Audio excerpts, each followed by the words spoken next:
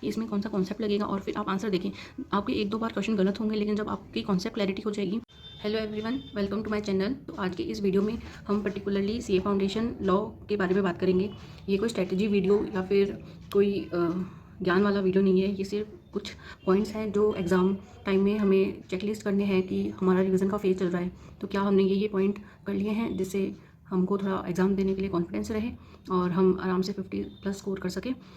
तो सबसे पहले जैसे कि हमारे चैप्टर्स हैं IRF, इंडियन कॉन्ट्रैक्ट एक्ट, सूगा, Indian partnership act, limited liability partnership act, negotiable act. तो सबसे पहले इसमें से अपने कौन कौन से चैप्टर्स हो गए हैं हमें ये ध्यान देना है। अगर इस टाइम पर हमारा कोई एक चैप्टर रह रहा है, फॉर एन एग्जाम्पल अभी तक इंडियन पार्टनरशिप एक्ट आपने नहीं पढ़ा है, तो अब आप उसको लेकर नहीं बैठे। जैसे कि आपका सूगा हो चुका है, इंडियन रेगुलेटरी फ्रेमवर्क हो चुका है, नेगोशिएबल हो चुका है, इंडियन कॉन्ट्रैक्ट एक्ट हो चुका है। अगर आपके ये सारे हो चुके हैं और आपका एक चैप्टर नहीं हुआ है, तो अभी आप उसका बर्डन नहीं लें। जितने चैप्टर आपने कर लिए आप उसी को ही अच्छे से रिवाइज करें, क्योंकि लॉ के अंदर में आपके कॉन्सेप्ट क्लियर होने चाहिए। आप जितना पेपर कर आए वो आपका करेक्ट होना चाहिए। उसके बाद में अगर आपका कोई टॉपिक लेफ्ट है, जैसे कि अभी आप इंडियन पार्टनरशिप एक्ट में आपकी 1 या 2 यूनिट रह रही है, तो आप जल्दी से जल्दी उसको कंप्लीट कर लीजिए। लेकिन अगर आपका कोई पूरा चैप्टर ही बाकी है, जैसे सपोज आपने अभी तक इंडियन कॉन्ट्रैक्ट एक्ट नहीं पढ़ा है और बाकी की आपने 5 चैप्टर पढ़ लिए हैं, तो आप उसका स्ट्रेस नहीं लेके बाकी के चैप्टर अच्छे से रिवाइज कर सकते हैं। और अगर इंडियन कॉन्ट्रैक्ट एक्ट में कोई आपको पढ़ना ही है, तो आप 7, 8, 9 यूनिट बहुत ज़्यादा इंपॉर्टेंट है, आप वो पढ़ सकते हैं। 3, 4 यूनिट बहुत ज़्यादा इंपॉर्टेंट, आप वो पढ़ सकते हैं। उसके बाद में आते हैं module read.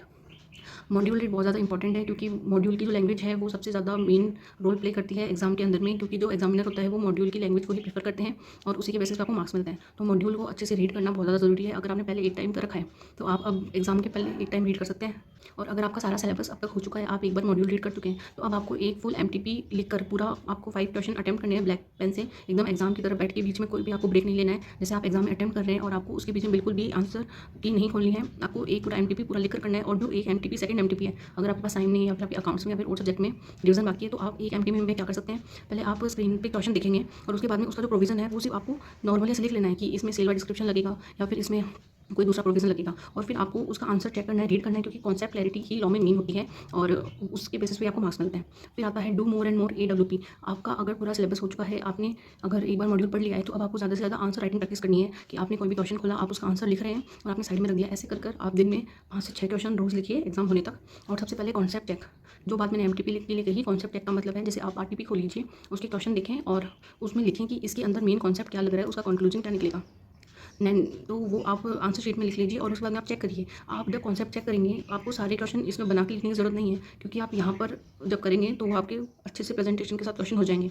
RTP MTP check के अंदर में RTP MTP चेक के अंदर में आपको ज़्यादा से ज़्यादा कॉन्सेप्ट चेक करने हैं। आप ऐसे कॉन्सेप्ट चेक करने का अगर मेथड यूज़ करेंगे, तो आपके दिन में 30 से 40 क्वेश्चन हो जाएंगे। इसके लिए आपको YT के वीडियो भी सजेस्ट कर सकते हैं, जैसे important question, important case study, top direct question, top case study कि आप वीडियोस देखें, पहले क्वेश्चन उसमें स्क्रीन पे देखिए, फिर पॉज करके खुद से 2 मिनट सोचें, तो आपके आंसर सही आने लगेंगे और आपको लॉ में पूरा कॉन्फिडेंस आ जाएगा। कॉन्फिडेंस बहुत ज़्यादा इंपॉर्टेंट है और ये मैं मेरे अपने एक्सपीरियंस से बता रही हूँ। लास्ट चीज़ है फॉर्मेट। एग्जाम का जो फॉर्मेट है उसको बिल्कुल भी स्किप नहीं करें। आंसर आपका सही होना बहुत ज़रूरी है, लेकिन एग्जाम में फॉर्मेट भी फॉलो करना बहुत ज़्यादा ज़रूरी है। सारे के सारे प्रोविज़न, फैक्ट, कंक्लूजन के हिसाब से आप लिखें। और एक क्वेश्चन अगर आपने स्टार्ट करा है, तो उसी क्वेश्चन के जो सब पार्ट है उनमें आप एक जगह लिखिए। बाकी पेपर बहुत अच्छा होगा और वीडियो अच्छा लगे तो लाइक कर दीजिएगा। Thank you so much.